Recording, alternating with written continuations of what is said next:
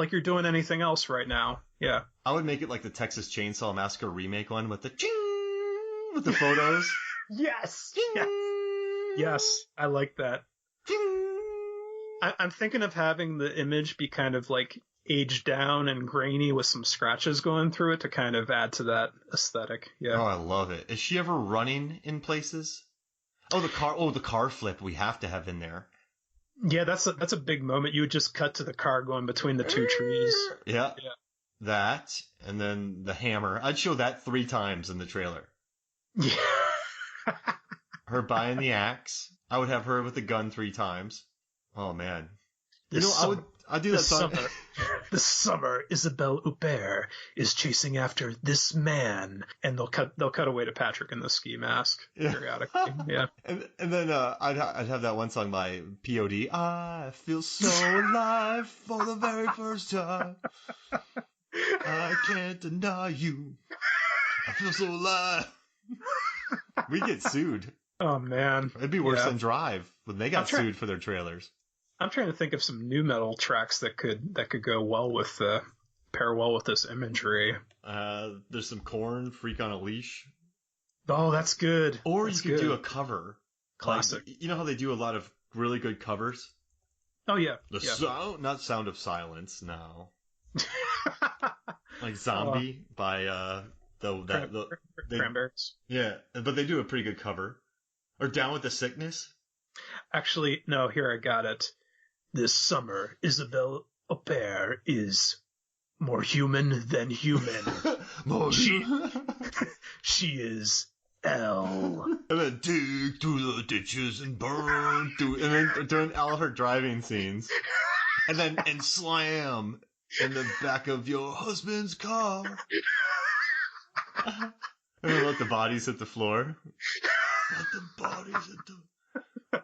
Oh man, Mark, you're bringing back way too many songs I don't like in my head. That's great. I love it. Well, on our Hollow Man episode, we put together a new metal playlist. Oh my gosh. All and right. I put together a legit new metal playlist. Because listen, man, I'm 37.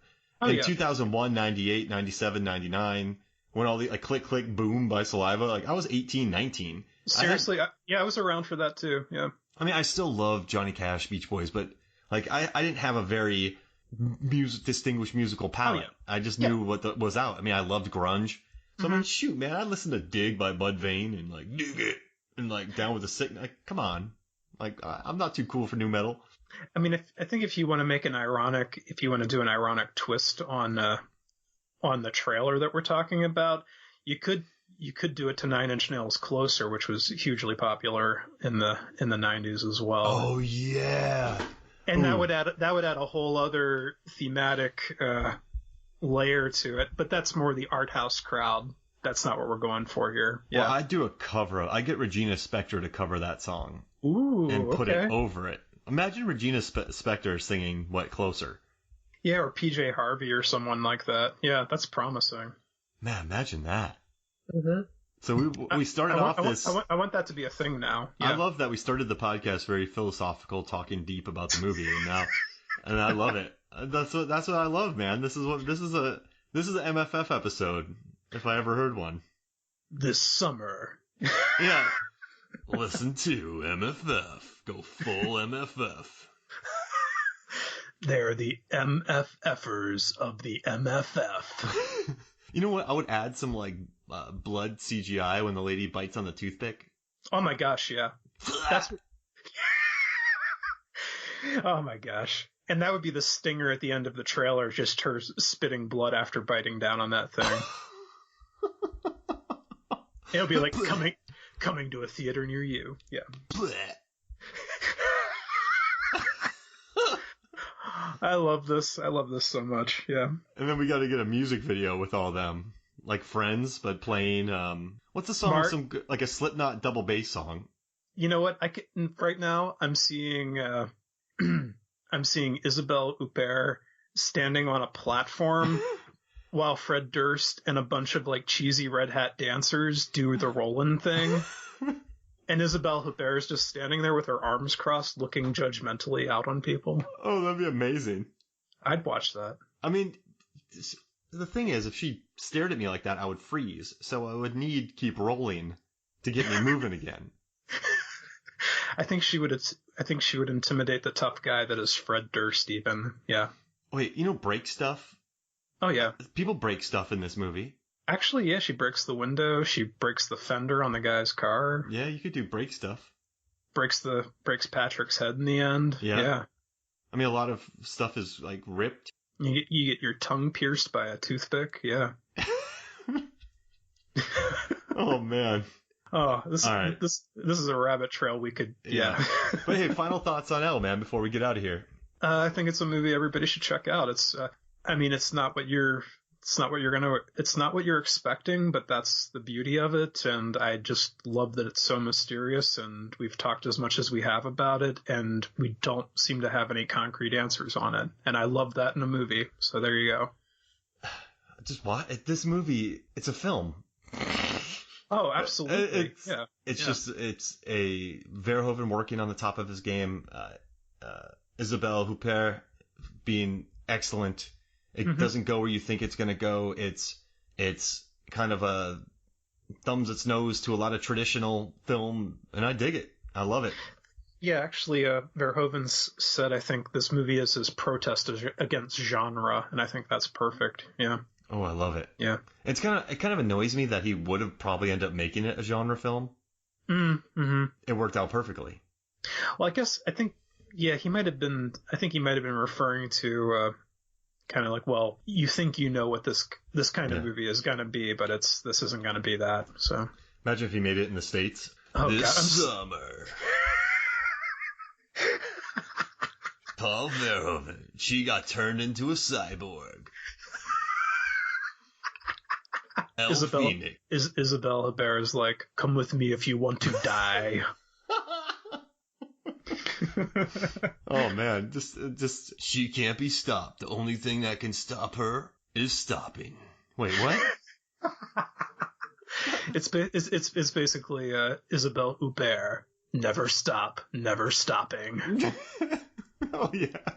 Now I want to see her do a movie with The Lonely Island. So there we go. She'd be great. She'd be game. Hey, Oh, what was that movie with Micah Monroe and Chloe Grace Moritz with her in it? Greta.